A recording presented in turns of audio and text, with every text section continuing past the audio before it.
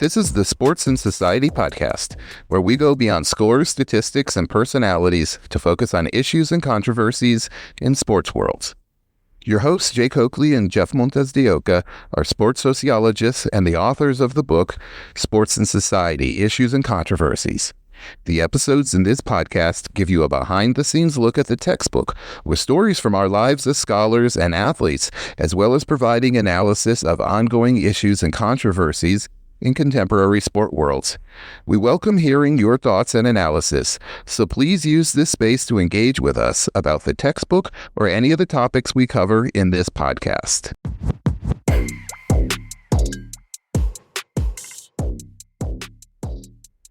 Hello and welcome to the Sports and Society podcast. Your hosts are Jake Oakley and Jeff Montes de Oca. Hey, Jay. Hi, Jeff. Good to be with you this morning. In this episode, we are discussing the intersection of race and religion within sports world, which is relevant to Chapter 15 on sports and religion. The intersection of race and religion may seem like an unlikely connection to some of our listeners, but our guests, Jeffrey Scholes and Umar Hussain, will explain why it is so important to look at their relationship. Dr. Umar Hussain is a sport management professor whose research blends sport marketing, gender, and religion. His research focuses on topics spanning from Muslim women's sports participation to sports consumer behavior, esports, and youth sports. A lifelong cricket enthusiast, Dr. Hussain uses the sport to explore post-colonial identity, diaspora dynamics, and the lived experiences of Muslim athletes. Jeffrey Scholes is a professor and chair of the philosophy department and the director of the Center for the Study of Evangelicalism at the University of Colorado, Colorado Springs, a place that Jay and I know a little bit about. He writes on American evangelical political theology and on the relationship between religion and sport in the United States. He has written 3 books on sport and religion and is currently working on a book on religion and sports fandom. I want to add one more thing about our 2 speakers, and that's something to keep in mind as you're listening to the rest of this episode. Jeff Scholes is a religious studies scholar who studies Christianity, and especially he studies evangelicalism. On the other hand, Umar Hussain is a sport management and marketing professor who studies Muslim athletes. So they bring 2 very interesting and different perspectives to this podcast. Welcome to the podcast. Nice to be here. Thank you. All right, so let's start off. We have 2 questions, and we ask all of our guests the same 2 questions. So we'll just take them one at a time. First, please describe your experience in sports, your sporting biography. Jeff, do you want to go first? Sure. I mean, there's obviously kind of 2 levels, whether, sports fandom and then participation. I trust I can include both of those. I grew up, it's necessary to say, and Jeff certainly knows this, I grew up in Dallas, Texas, and in the early 1970s, and really the 80s was really where I kind of become more conscious of professional sports, certainly. So as most listeners can imagine, I grew up a Dallas Cowboys fan, and the other kind of professional Dallas pro sports teams. And that was just in the air in Dallas, football in particular. But I remember, I had on a Roger Staubach jersey at age 3. So whether I knew exactly what that was about, I was just really embedded. And not that it wasn't necessarily inherited from my dad. It was just what you did growing up in Dallas, Texas. And as a result, I think participation, I was, soccer to start off with, like a lot of us in Dallas. And then back then it morphed into really the encouragement to play every sport you possibly could. So, but soccer and tennis were always kind of the 2 key sports all through really later elementary school, in the middle school, football when I was too small really to play beyond 8th grade. So I weirdly shifted to basketball my freshman year of high school. And of course I was too small to play basketball. So then shifted permanently to soccer and played soccer throughout high school. Wasn't good enough to play college, but played intramurals and stuff through college, and continued to play tennis and golf and skiing are kind of the three primary sports I continue to play. But my sports fandom has not abated in the least, as Jeff knows as well. And just living apart from, I mean, this is one thing I'm interested in with this newer project that I'm working on, is how sports fandom certainly migrates and oftentimes does not leave you no matter where you live, especially if it's tied to a certain geography, which for most sports fans, either a geography or a university you attended, right? It goes with you. And in ways it can even be kind of amplified when you're not living there. And I can safely say that being in Colorado for 2+ decades, I've weirdly become even more of a Cowboys, Mavericks, Stars, Rangers fan. So anyway, that kind of gives you both, sets of answers on sports involvement. Wonderful, thanks. And the funny thing is, growing up in Oakland and a Raiders fan, I was pretty indifferent to the Broncos, but living in Colorado has made me much less of a Broncos fan. Yeah. Yes. Same. Umar, do you want to talk about your experience in sport? Yeah, so first of all, this is a very interesting question. So when you ask this question, my first vivid memory of sports comes in my mind. So I was around about 4.5 years old. It was like 1992 World Cup. So you can guess my age now. So 1992 Cricket World Cup, Pakistan was playing against England. And I belong to a very religious family. Early in those days, televisions were not allowed at home. So first time television came for us, my father rented a television and we watched that game. My elder sister was very happy because she can watch cartoon after that cricket game. So that was the first memory for me, a vivid memory. I still remember what happened in that day, a very vivid memory I have. So that was the time which cricket, first of all, influenced me a lot. Then after that, there was a 1996 World Cup, which was held in Pakistan. Then there was SAF Games, South Asian Federation Games, which was held in 1998, 1999. And I volunteered for that as well. So that was the time when I, first of all, start playing cricket myself, seeing sports, and had the first time interaction with sports overall. But I used to watch soccer as well as I grew up. In early 2000, English Premier League was a big thing in Pakistan. We also used to play baseball. That is something interesting. Like I got my early education from one of the elitist schools, and in elitist schools, there was a trend to copy American culture. So we used to play baseball as well. So that influenced me a lot, and I started to watch a bit of baseball as well as a bit of soccer and cricket. So those are the three main sports that made my experiences. Fantastic. And you've both already started hinting at our second question, and I think it's just inevitable because you're both scholars. But and maybe Umar, you'll lead off on this one, but can you talk about how your experience in sport influences the questions you ask and the research that you currently conduct? So again, Jeff, I will go back to my childhood. I remember when I was 10 or 11 years old, once one of my younger cousins, he asked me a question and I was not able to answer that question at that time. So as we all know, Muhammad Ali is a great boxer. At that time, Mike Tyson was a great boxer as well, and he became Muslim. So one of my cousins, when I was 11 or 12 years old, asked me that if Mike Tyson is a Muslim, why he's playing for America? Why he's not playing for us?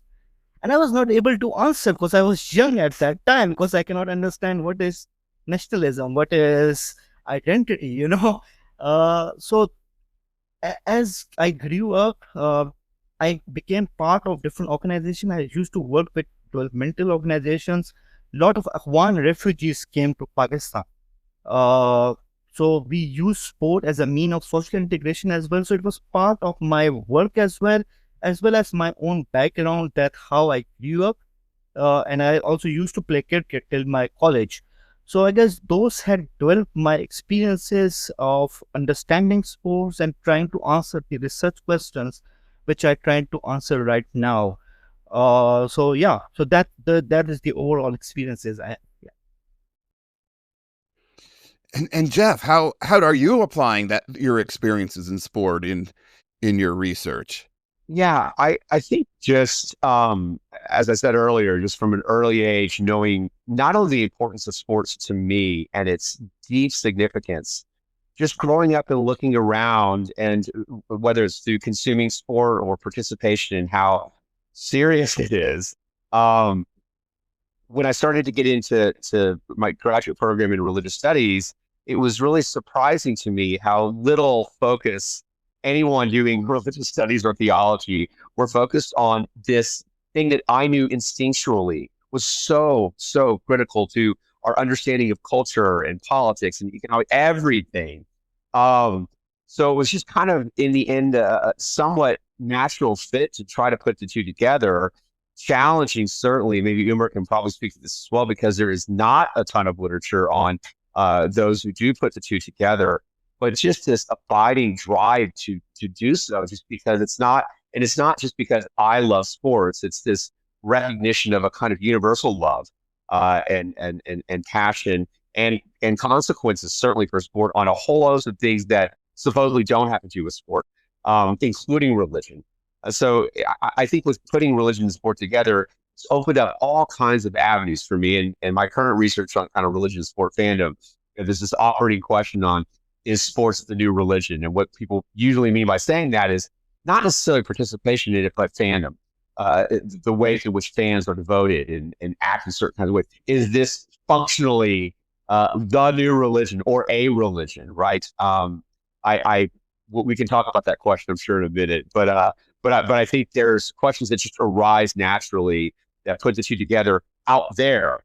I think bringing it into the academy and for scholarship to focus on it, it's just been something that has been somewhat natural to me for my whole life. But I think making it expressed in academia has been very important, and it's kind of driven my research career. Well, that's fantastic, because that sets up the next question, which, so we're talking about religion. We should probably start in the beginning. And you've already gotten us there, Jeff, which is, first of all, what is religion? And then I want you to answer that, Jeff, because you are the religious studies scholar present. But then also, like, can we start talking about this relationship between sport and religion? Oh boy. Yeah, that is a notoriously difficult question to answer, and really over the last 30 or 40 years, somewhat determined by a consensus of scholars, impossible to answer. And so therefore I will not even give I can give a working definition, but even that language is problematic. I mean, to my mind, it's really the only academic discipline that undercuts itself at every juncture, because you have to almost start off any project by saying, religion is a constructed concept that, in the 19th century by, colonial projects that were tied into the definition of religion. By defining it, therefore, there's a hierarchy built up. So, religious studies operates under that kind of burden to still acknowledge, of course, that something that we call religion occurs and is incredibly important to the vast majority of human beings on this planet. At the same time, the discourse around it and its development is highly problematic. So, for them to even kind of narrow it down to say, well, it must be a belief in God. Not necessarily. There must be some level of transcendence. Not necessarily, right? So even when you start to put kind of qualities on what seems like religion, problems arise very, very quickly. At the same time, too, it's kind of like, I think, what Clifford's line about culture, like it's a highly compromised concept that I cannot abandon. That's the same with religion. And I think most in religious studies would take that same kind of line. Yeah, Umar, maybe you can build on that a little bit with your multicultural experiences. So, when you compare religion in your growing up experiences and then contrast it with some of the things that you've observed in the United States, and maybe kind of compare how Christianity on the one hand and Islam on the other are linked to sport in some way, in your experience. Yeah, Jay. I mean, I think obviously when you're growing up, you don't make those connections. As Umar said before, like kind of early on, this confusion about weird connections between religion and sport. I think, and I'll just speak of kind of the Dallas, Texas context, which is highly conservative and evangelical and very sports centric. Organizations like the FCA, the Fellowship of Christian Athletes, was prominent from really elementary school through middle school to high school. And they merged a form of Christianity with sports very, very quickly. The language that they used was to say, in a sense, that two ways. One, for sports to be played correctly, there must be this moral underpinning that for them is informed by Christian principles, period. Like, there's no way to segregate the two. Secondly, for them, and I think for a lot of us that were growing up Christian and taking sports very seriously, one, if not the primary way in which to become a better Christian or be more like Jesus, something along those lines, was via athletic activity and attempting to instill the values such as sportsmanship via your sporting activity. In other words, sports, it almost, again, can't be segregated from living out to be a good Christian. This has historical foundations to it.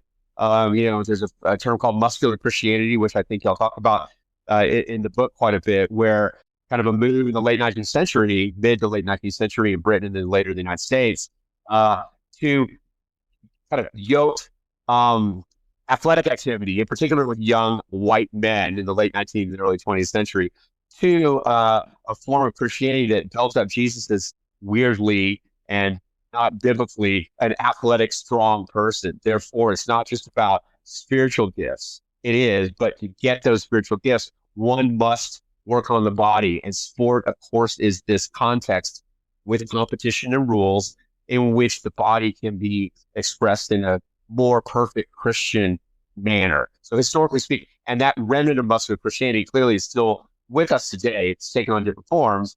But I think for me, the merging of those two things, body and soul in some way, in a more kind of evangelical conservative Christian movement like FCA, YMCA certainly did it early on as well, is one way in which I was aided in at least merging the two so that they weren't separate. Yeah. Umar, is there any similarities between how Jeff is describing things and your experience with Islam? Sure. Thank you, Jay, for the question. So first of all, I want to be clear that sport is a social institution. Religion is a very big social institution as well, and they intersect in many ways. When it comes to Islam and the growth of Islam, historically, if we see, many communities have taken, because Islam has been, as an ideological concept, it has transformed in different societies differently, right? Like, for example, in South Asia, how Islam is being taken is totally different than Africa. So that has also impacted sports as well. For example, different physical activities. So if we see historical Indian subcontinent, sports such as Kabaddi. Kabaddi is one of the national sports of India that comes from Buddhism. That was a Buddhist religious belief, and like there are some quotes that Buddha himself played Kabaddi. But when Islam came to that region, it has transformed the meaning of religion of sports in many ways. Similarly, festivals such as Basant. So Basant is a common festival, a spring festival, which was hosted in Indian subcontinent. And that is basically a kite flying event, same like what happens in China. Same used to happen in India as well. So when Islam came, the meaning of Basant changed. And then different people in different communities have taken different meaning of that. For example, if we talk about Wahhabi Islam, which is more closely aligned to Saudi Arabia, which has been taken by people in Afghanistan.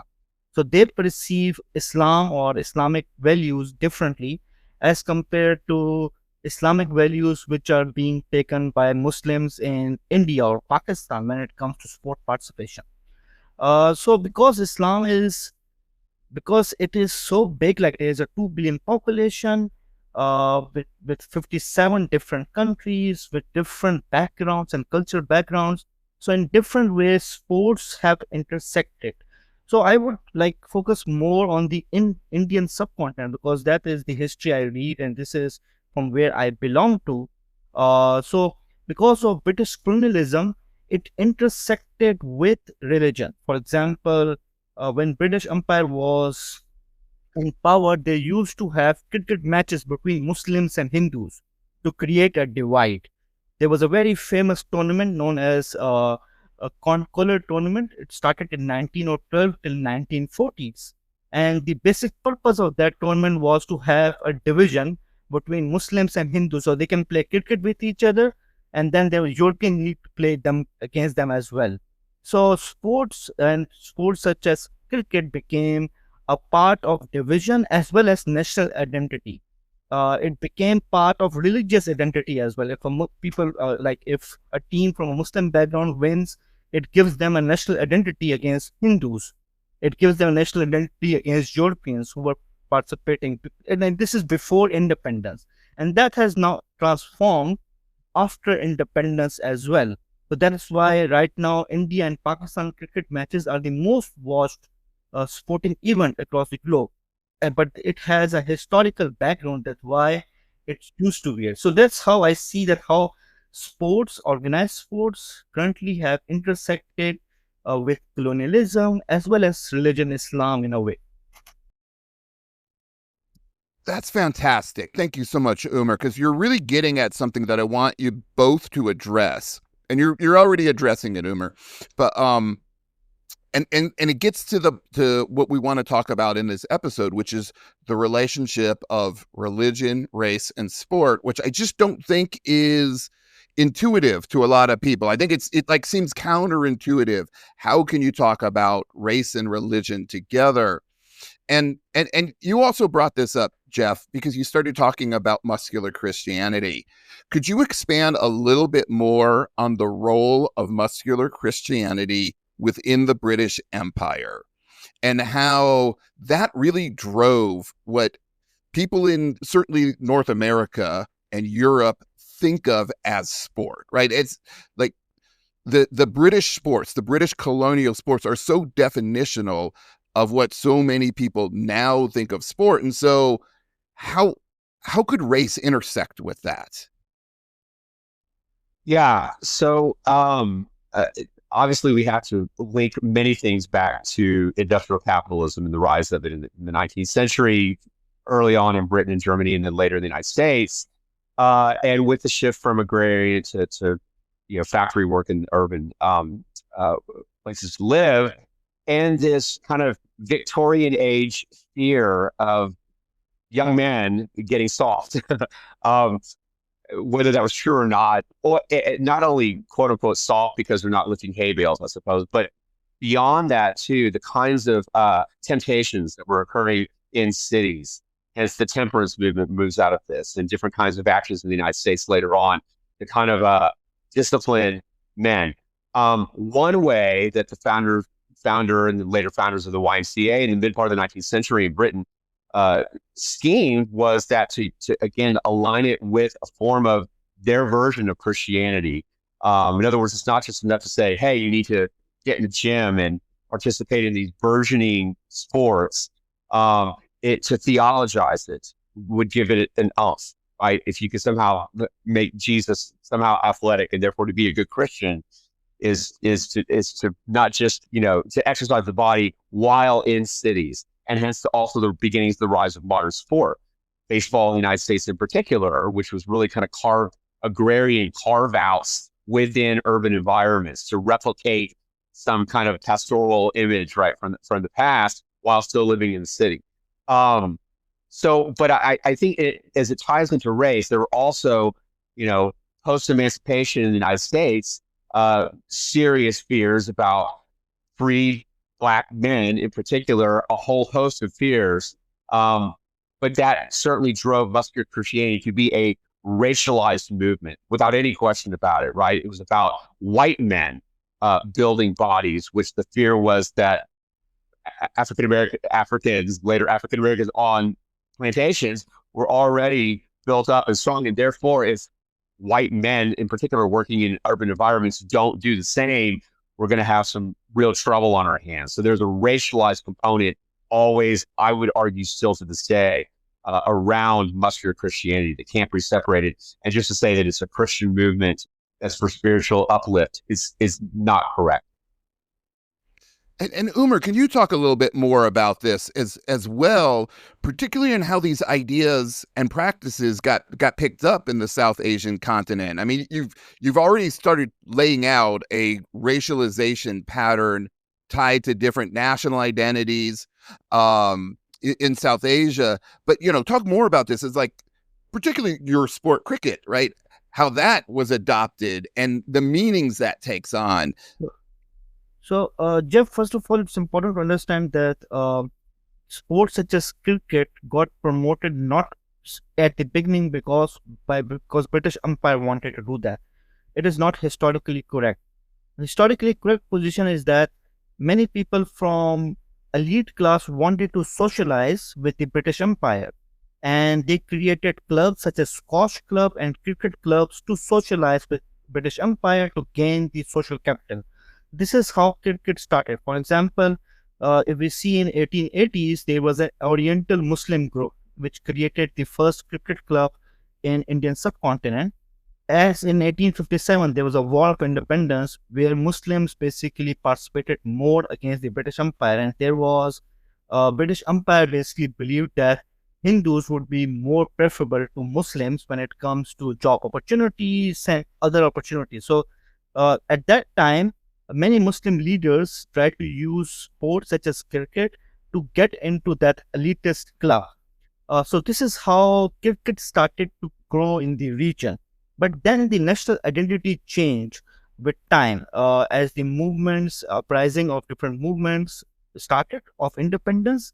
And when like people from different Indian subcontinent backgrounds started to beat England or you can say British Empire in their own game, that meaning of identity changed, like us against them. So that was the meaning which have transformed with time. Yes, sports was used afterwards in early 1900 by British Empire to create division, to create competitors, create rivalries.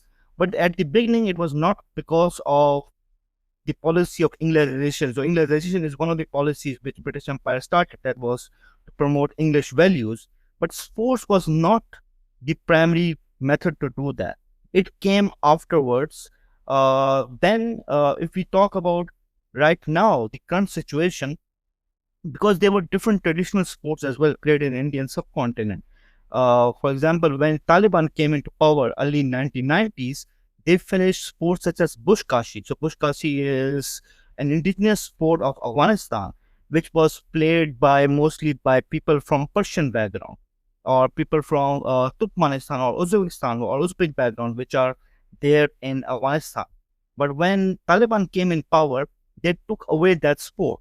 But right now, they are taking up cricket, like they are trying to promote cricket, whereas they are against sports such as Bushkashi, which is a traditional indigenous sport, which seems very opposite, right? That in one way, the whole philosophy of Talibanization is to be anti-West. On the other hand, right now they are promoting cricket a lot, as well as they're trying to have a women cricket team as well to represent themselves. So there's a lot of discussion right now in ICC about that. But that shows that with time, the national identity changes, the ideology changes, and Islam has a link with it. But mostly, it's not about religion, Islam.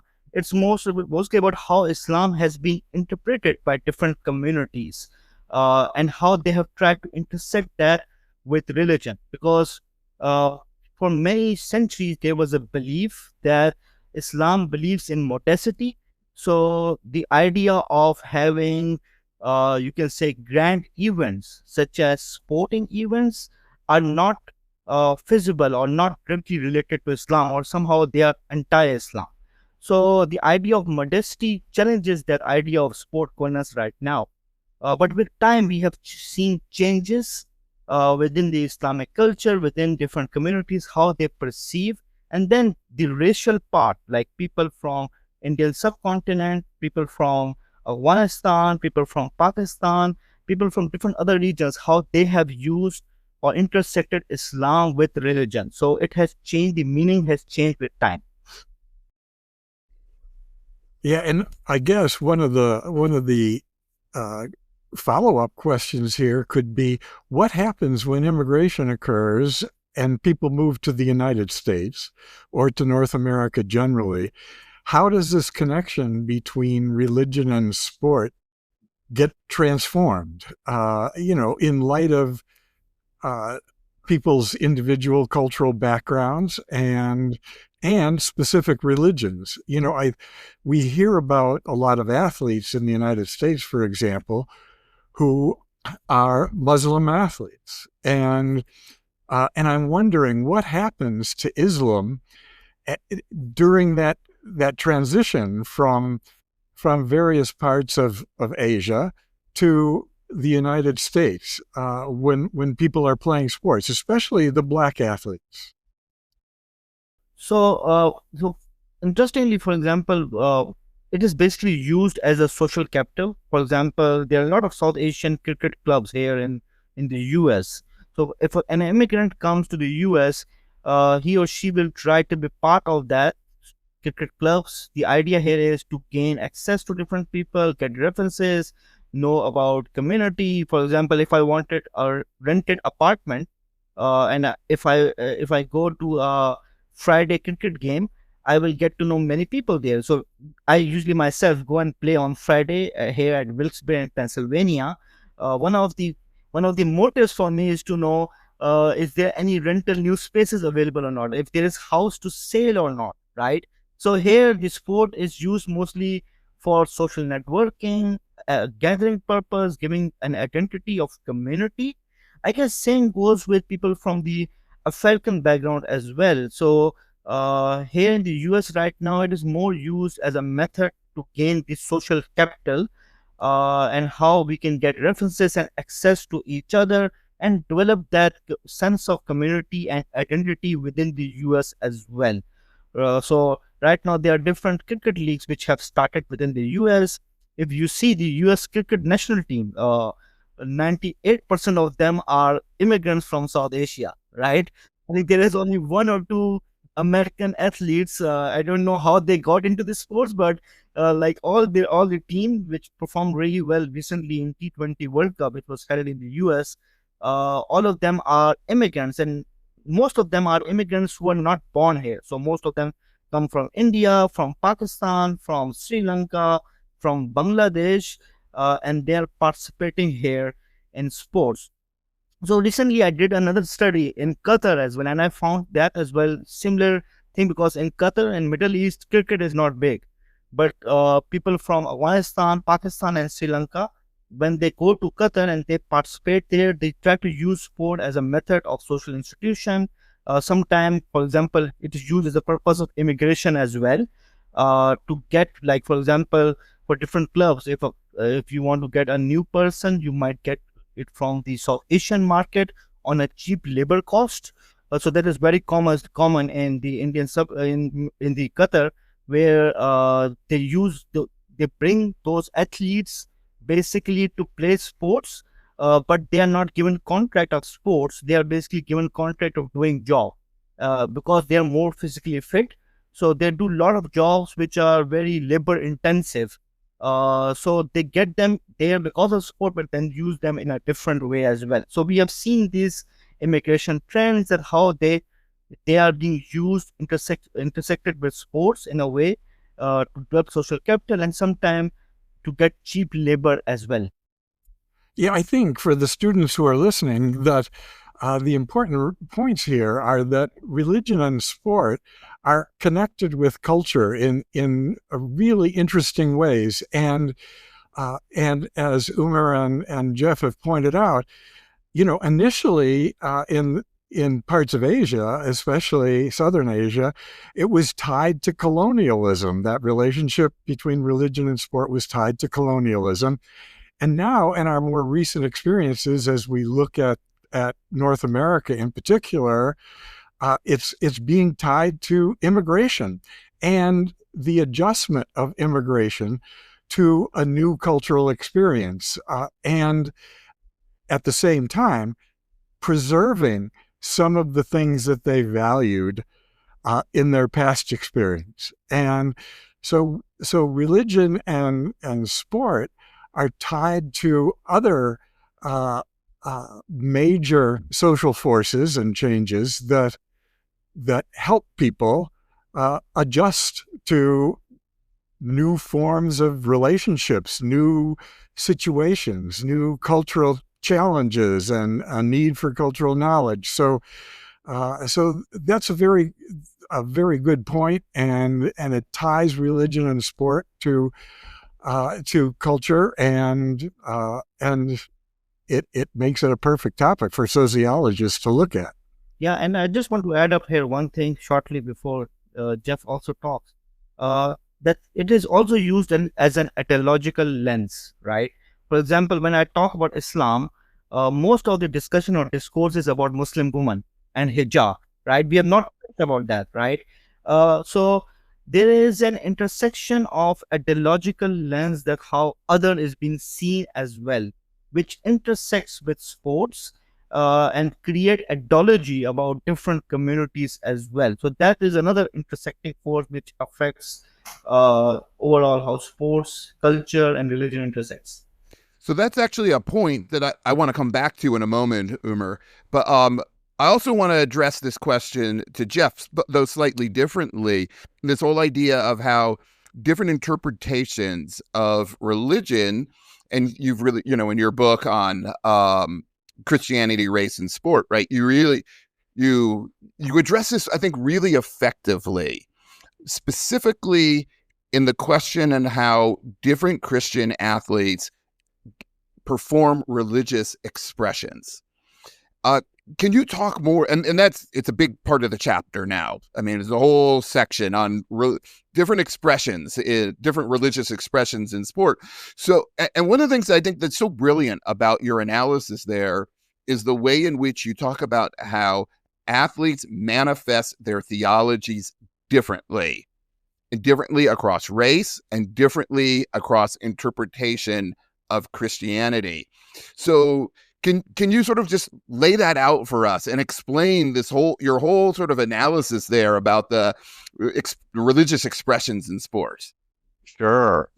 Yeah, no, I should say thank you to both for including it in the classic text of Sports Society. Yeah, I had been interested in it for a while so generally speaking, the term providentialism is a theological term that involves God's intervention into creation. But historically speaking, and let's just take the United States context, the eyeball on the back of the dollar bill is meant for the founding fathers to say God, a kind of deist God, to be watching over the American experiment, the Revolutionary War, and afterwards. But if you're Thomas Jefferson, not directly intervening, not moving ships around, and not living, right? That's a classic kind of deist Benjamin Franklin, Thomas Jefferson kind of view. But it's providentialism nonetheless, because there is whether it's keeping the American experiment moving in a certain direction, is God intervening, but in what I would call a soft way. So I kind of distinguished later on in the chapter between a soft providentialism and a hard providentialism in the way in which, in particular, NFL players and football players in general express themselves. And I should say that religious expression is much more prominent in football than we see, say, certainly in basketball, baseball, the other two major American sports. But I also wanted to look at other kinds of religious expression that are even softer. I think I called it like a billboard expression, where there's just, Tim Tebow putting a Bible verse under eye black under his eye when he played for Florida, or the John 3:16 guy in the 70s and 80s behind the goalposts, where it's just kind of a provocative measure where you're not actually, it's clear that the person advertising those Bible verses is behind them, but they're not making a theological biblical statement. They want you to go look up the verse. So there's even softer ones, right? Or proclamations about what I've called kind of a glorification model, where a player will say that it's not me, my actions are glorifying God, right? So therefore it's all God. I mean, there could be kind of underneath that, but still look at me and how great I am. But I'm only great because of it. So there's different ways to express oneself via sport religiously. But when it comes to the hard and soft providentialism, that's where it really kind of, you can see much more of a racialized line between the two.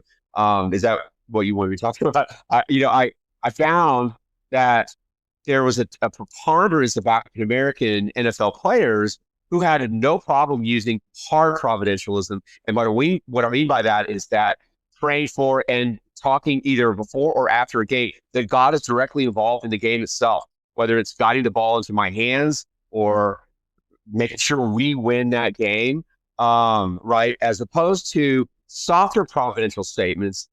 Let's just take someone like Tim Tebow, the NFL player from 14 years ago in the NFL, before that for Florida, who, like many, many white Christian athletes in the United States, make soft providential statements all the time, such as praying for strength, praying for belief, praying for no injuries, praying for these kind of generalized ways, which doesn't mean that God does intervene. If there's no injuries and God has something to do with it, God is intervening more in kind of a negative sense. But those statements are much more culturally and theologically acceptable.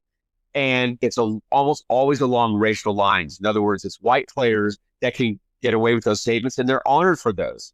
When African-American players like Ray Lewis or Reggie White start talking about God getting into the muck of football, it's somehow theologically crass. There's something untoward about it. It's not Christian, blah, blah, blah. But it's always along racial lines. And I think maybe to your other big point, Jeff, in the book, I point out that there's a long, long tradition of, within the Black church and African American theology, dating back to slave days, of a God that must intervene physically, socially, culturally, into the society to overcome oppression and chattel slavery. So therefore, it's where white athletes certainly don't have that history to understand that. So their God and their religious expression is expressed in a radically different way. It's just that, culturally speaking, the predominant white establishment is able to criticize very quickly hard providentialism coming from African American athletes, or mock it outright, as I point out in the book, as opposed to either give a pass to the Tim Tebow, whether you're a Christian or not, or honor it and say this is a true, quote, religious expression. Umar, I wonder if any of this discussion of religious expressions on the sporting pitch resonates in the South Asian context.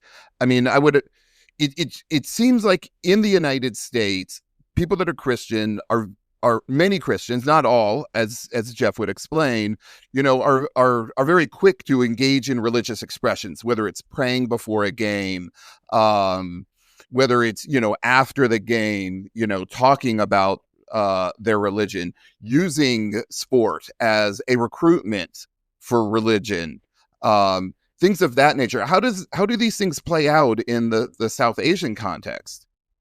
Yeah, so yes, Jeff, the same goes in the South Asian and overall in different other communities of Muslim background as well. For example, praying after winning or praying before start of the game. That is a very common practice we see, and it is a method of people expressing themselves. So it is a very common method being used in South Asian context and Muslim communities context as well, showing you can say unity with the entire Muslim Ummah. That is another very common trend which we have seen in last 10 to 15 years, where athletes are trying to showing solidarity with other countries which are from Muslim backgrounds. So this is another thing which we have seen for the last 15 or 20 years. So there is a very common practice of solidarity within Muslim community when it comes to after winning a game or during the game as well as if we see cricket, for example. I will just go back, that is my favorite sport. if we read a lot of autobiographies of cricketers, they also talk about how they try to use religion as a method, like praying 5 times during a tour when they play cricket, as a method for discipline, for not getting involved in other stuff. Like if you go to, for example, from Pakistan to UK, you might go end up in a club. So other than that, a lot of captains, like Pakistan cricket captains, they have used religion as a method to discipline their players for winning. So it is a very common trend, and in a lot of autobiographies of cricket athletes, they have discussed that how they have tried to use a method of religion as a method of discipline, as well as when you talk about expression, self-expression, because it goes towards the ideology of gender as well. For example, hijab, which is a very common discussion in the Western discourse, academic as well as media discourse. It is and also a form of expression which is being done by different Muslim women, which has been perceived differently in different Western cultures. So it is another method of expression which Muslim women have used to express their beliefs. So there is a very common trend of using religion or religious practices as an expression in sports. Yeah, I think that point of religion basically helps people discipline their own bodies. I mean, that's important, and coaches and sport managers haven't missed that connection, and so they've, in some cases, will encourage religious beliefs because it's tied to disciplining the body in ways that increases performance.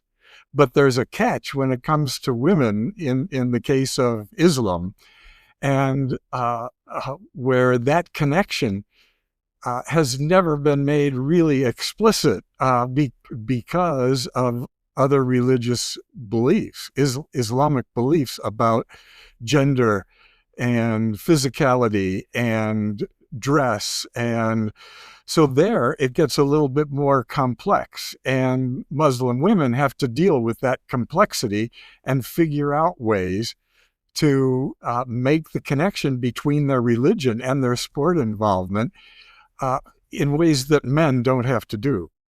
Yeah, so overall, like if you see Muslim women, they face dual form of marginalization. For example, if you see Muslim women athletes like bronze medalist of fencing from the US, Iftikhar Muhammad, who participated with hijab and participated from the US, the issue is that all the discussion then goes to her hijab. It's not about her skills or what she brings intellectually to the sports. And as well as in the overall media discourse as well, the most of the discussion goes to hijab, whereas most of the population of Muslim women do not wear hijab, right? For example, women from South Asia, more than 80% of them do not wear hijab in sports, right? But all the discussion when it comes to Muslims and sports, that has been given a lens of gender only by looking at through the lens of hijab, where women who participate in sports in different ways and express themselves in different ways are not being represented. And then the dual form of marginalization. For example, recently in Olympics, one athlete was banned. She was the breakdancer Mazishna Kalash. So she was not allowed to speak against Taliban, right? Whereas all the idea of Olympics was to have equality. Whereas on the other hand, a Muslim woman wearing hijab was not allowed to participate from French basketball team. So there is a dual form of marginalization, which is again goes to the idea of gender discrimination, which is basically more a gender Islamophobia, which is attached to hijab. So there is like lot of things. For example, if we take an example of Afghanistan or Iran, where women are being forced to wear hijab, which is equally wrong to not allow them to participate in hijab in France. So I guess there is a dual form of marginalization which Muslim women face in different cultures, and which we need to write more about it as well. So one of the things I wonder, Umar, as you start getting into this, the way in which in the West Orientalist discourses impact Muslim athletes, But you're a sport management scholar and you write about sport marketing. So how do you then bring in how do these relate to issues in marketing and management for you in your scholarship? Sure. So, for example, Jeff, when I read the scholarship of religion and sports overall, with Islam as well, the idea, for example, about hijab, for example, the idea here is that Muslim women wear hijab because of religious beliefs, which is not totally correct. Muslim women might wear hijab because of their identity development. Sometimes they do it because of fashion, because of social norms, because of family pressure, and sometimes some girls wear because they do not want to show their double chins. Because so there are different reasons they do it. But when we see the scholarship is too much concentrated about seeing Muslim women or Muslim men from one lens. Same goes with, for example, sponsorship, right? For example, different Muslim men athletes, they do not wear sponsors who are from alcohol brands. But there is not too much research about it, that why and how that impacts Muslim men participation in sports as well. For example, in countries such as South Africa or England, many athletes have boycotted alcoholic brands who are from Muslim men background, as well as then different practices such as fasting, right? That's a very big issue in Europe because a lot of soccer athletes are from Africa, they come from Muslim background. And because of fasting, that affects their performance, their outcome, and it has then link with sport governance, sport management, and as well as link with overall sport management overall, right? So there is a lot of, you can say, areas in scholarship where religion and sports could be used, as well as method of sport governance, right? For example, right now we see a lot of sponsors of sporting teams which are cryptocurrencies like Coinbase, or we see companies such as betting companies such as DraftKings, right, which goes against the ideology of Islam, right? So like right now there's a lot of discussion right now, for example, in Pakistan, that why Coinbase or other cryptocurrencies, they are sponsoring these teams and why they are taking sponsorship. So there is a link between culture, religion, Islam, and sports, and sport management is an important part of it to untangle that. Yeah, I think maybe as kind of a final point here, what you've raised, Umar, is something that leads to a question about sport and social activism. You know, athletes around the world are being more activist in connection with major issues. And Jeff, I wanted to maybe turn things over to you here. How do you see religion and the social activism of athletes, especially in connection with race and gender? Yeah, Jay. I mean, there's kind of been different eras of athlete activism, as we're all well aware. There's the one that I think we're currently in. COVID messed with so much, but it's hard to kind of tell exactly where if we kind of start with maybe the Kaepernick era and the looking at Colin Kaepernick and many others trying to find some kind of at least internal religious justification for his protest, 9 years ago. And it was difficult to do. And he grew up in a Christian home, and it has some Bible verses on his arms for tattoos, but he never explicitly stated that religion was a form of it, unlike Muhammad Ali, unlike Mahmoud Abdul-Rauf, unlike others as well that have, especially from the Islamic side, being here in the United States, without any question. Like within Christianity, historically speaking as well, there's been less of an activist side for that within politics or even in sports. So therefore, when you see someone like, let's say, LeBron James, who's been much more vocal over the last, 7-8 years, really since Donald Trump won the first election, there's no, at least expressed religious justification or foundation for his activism.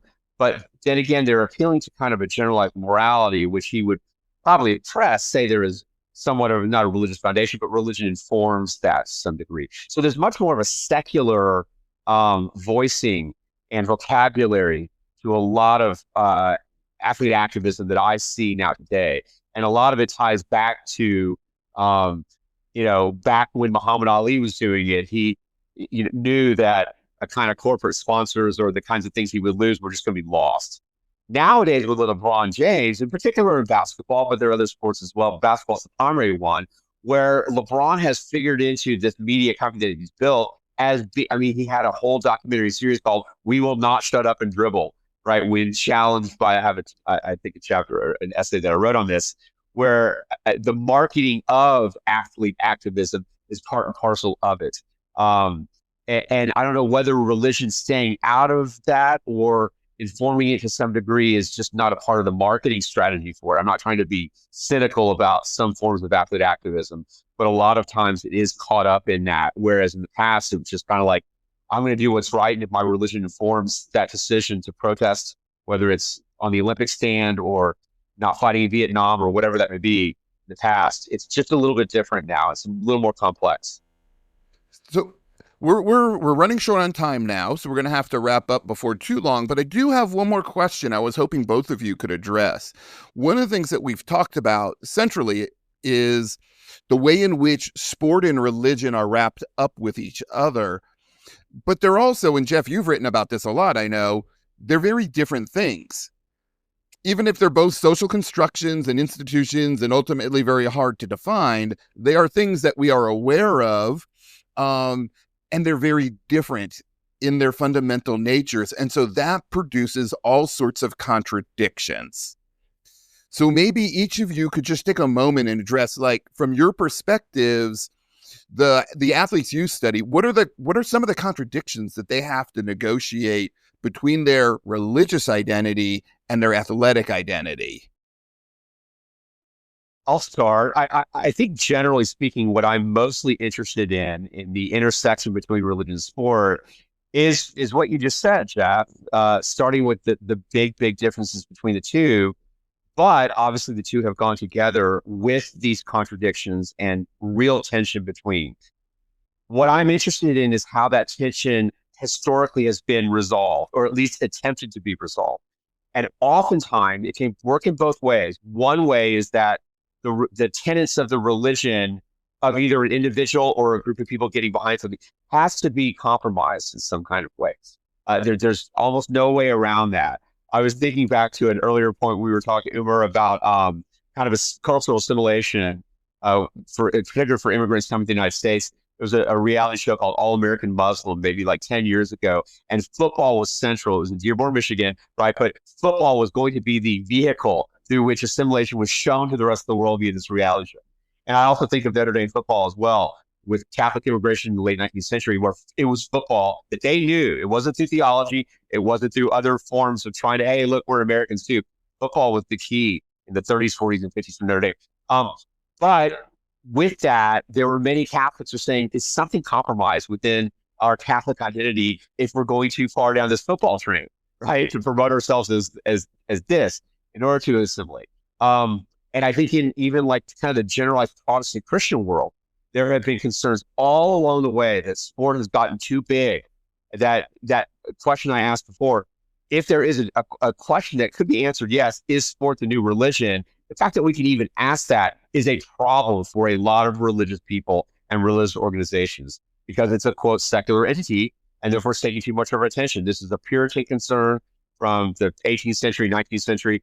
It's still a concern, but I think there's been a lot more, at least as far as kind of the American context and the Protestant Christian context and Catholic Christian context too, that sports is just here. There's not much we can do about it. Let's then find a way to merge our own theological tenets, somehow merge biblical passages with justifying it along the way. When drugs come in or severe ethical violations, then we may step up. But beyond that, what is interesting is what gets compromised and why is it able to be compromised or minimized in order to allow for a copacetic relationship with this thing that is just not going away. That's what I find most interesting. Yeah, Jeff, same with me. So there is a very big fascination within the Muslim world that you need to show Muslim solidarity, right? And that pressurized a lot of athletes a lot. that you need to show Muslim solidarity with other countries or with the Muslim community overall. That pressure not only comes from their fans, that pressure also comes from sometimes their family members, which pressurize athletes that they need to somehow show solidarity with the Muslim world. Otherwise, they would be considered as outcasted, or there is an understanding or fascination within the Muslim world that you need to show somehow Muslim values, right? You need to do fasting, for example, when you play sports, or you need to wear hijab as a Muslim woman. You need to play sports. That increases the fandom overall, and that increases the approval of an athlete, right? For example, athletes such as Khabib, right? Khabib Nurmagomedov, who's a very famous UFC mixed martial art athlete, when he talks about Islam in his UFC games, it brings him more fandom, and he becomes a darling of the Muslim world. But if there is another athlete who does not talk about, for example, the current issue of Middle East, right? They are being considered as outcasted, or being sometimes they are being threatened. So I guess that brings lot of pressure to the athletes.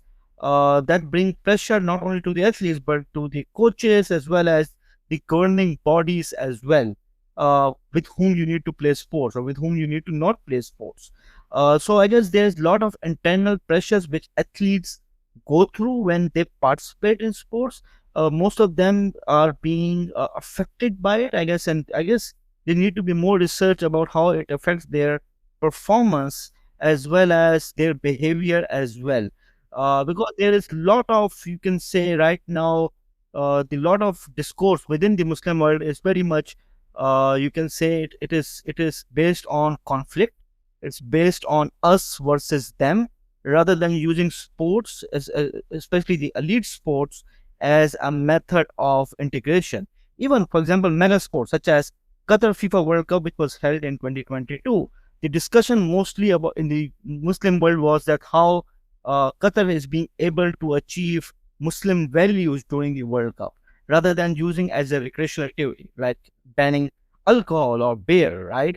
So those are the discussions which mostly take place, rather than the outcome of a recreational activity. And that is because of, I guess, there are larger forces involved in it, such as capitalism, such as post-colonialism, post-colonial identity, as well as the idea of New Orientalism. So all of those intersect, and that affects an athlete's participation in a sporting event as well. Yeah, that's a good point to kind of end with, because we're talking about these connections, and we start to see the differences between how Christian athletes are making connections and Muslim athletes are making connections between religion and sport. So we appreciate your comments on that. Yeah, thanks so much. And this is all the time that we have for this episode. There was so much more to say here. And of course, there's a lot more information in the chapter as well. But I wish we had another hour to keep this conversation going. Well, thanks so much for folks listening. We're going to have lots more of these conversations with content experts like Jeff and Umar, who are giving their time to join us here. Also, if you are interested in joining in the conversation too, we now have a Sports and Society Discord server. A link to that is in the description, the episode description. So jump on the Discord and join in the conversation. Again, thank you so much, Jeff. Thank you so much, Umar. Thank you all. It was fun. Thank you. Bye, Jay. Bye, Jeff. I appreciate this one because I learned so much listening. So thanks.